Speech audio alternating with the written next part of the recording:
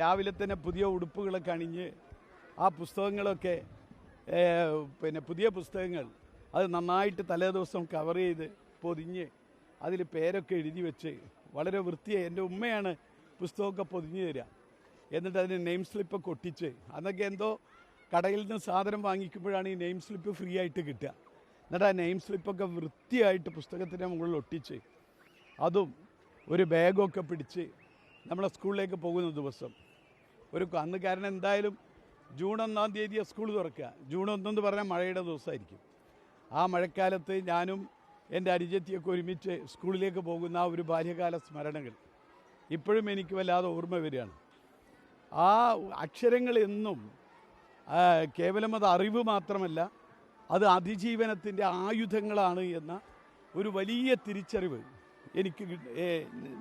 നമുക്കുണ്ട് എന്നതാണ്.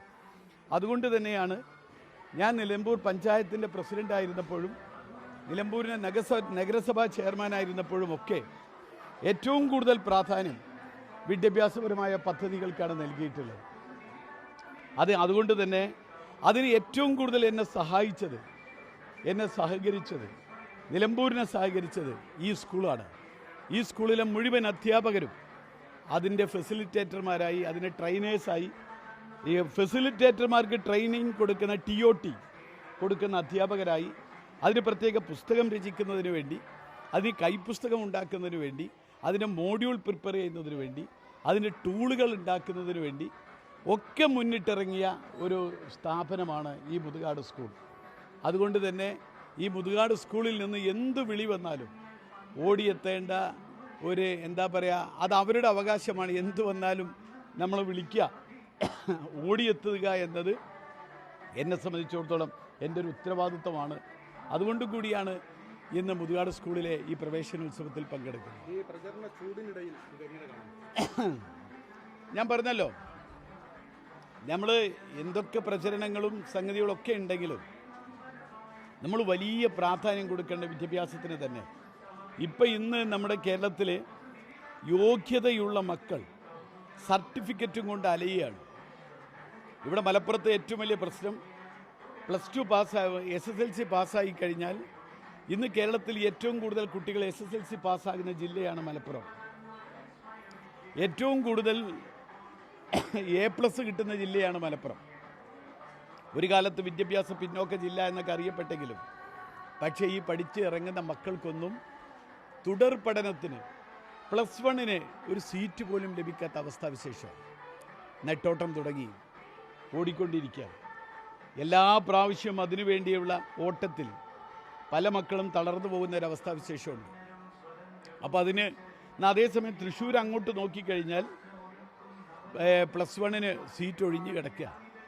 ഈ ഭാഗത്ത്, മലബാർ ഭാഗത്ത്, പ്രത്യേകിച്ച് മലപ്പുറം ജില്ലയുടെ പരിസരത്തൊക്കെ തുടർ പഠനത്തിനുള്ള സൗകര്യമില്ലാത്ത കുട്ടികൾ വലയാണ്.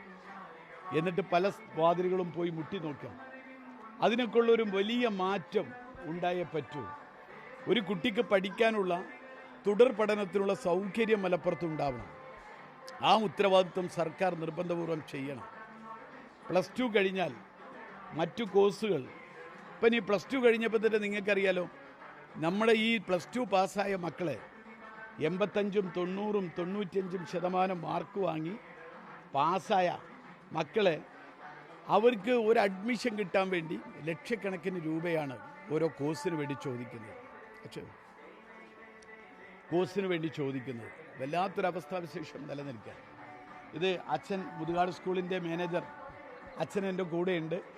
ഞാൻ നേരത്തെ പറയായിരുന്നു ഇവരോട്, ഇന്ത്യയിൽ ആദ്യമായി എല്ലാവരും 4ാം ക്ലാസ് പാസ്സായ ഗ്രാമമായി നിലമ്പൂരിനെ ജ്യോതിർഗമയ പദ്ധതിയിലൂടെ മാറ്റാൻ ഏറ്റവും കൂടുതൽ സഹായിച്ചത് മുതുകാട് സ്കൂളിലെ ടീച്ചേഴ്സാണ്.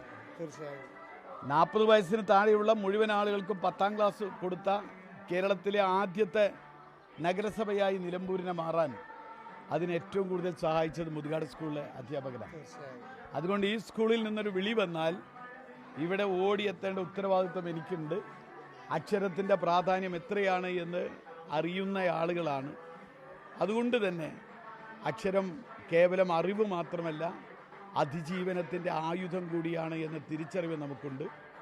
അതുകൊണ്ട് ഈ പ്രവേശനോത്സവത്തിൻ്റെ വലിയ പ്രാധാന്യം കൂടി മനസ്സിലാക്കിക്കൊണ്ടാണ് അച്ഛൻ്റെ കാർമ്മികത്വത്തിൽ നടക്കുന്ന ഈ സ്കൂളിൻ്റെ ചടങ്ങിൽ സംബന്ധിക്കുന്നു. അല്ലേ സർ? തീർച്ചയായും വളരെ സന്തോഷം. ആ ഒരു വലിയ കരുതലും ആ പഴയ ഓർമ്മകളും ഇപ്പോഴും കാത്തു സൂക്ഷിക്കുന്നതിലും വിളിച്ചപ്പോൾ ഈ തിരക്കിനിടയിൽ വന്നതിലും പ്രത്യേകമായിട്ട് സ്കൂളിൻ്റെ പേരുള്ളതായ നന്ദി പ്രത്യേകമായിട്ട് അറിയിക്കുകയാണ്. വിജയങ്ങൾ നേരുകയാണ്.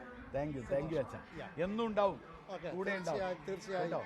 കാരണം അക്ഷരം ഞാൻ പറഞ്ഞല്ലോ, അറിവ് മാത്രമല്ല അതിജീവനത്തിൻ്റെ ആയുധമാണ്. എന്നും കൂടെ ഉണ്ടാവും എന്ത് കാര്യത്തിലാണ്. സന്തോഷം. ഓക്കെ, താങ്ക് യു അച്ഛൻ. Thank you. ഒത്തിരി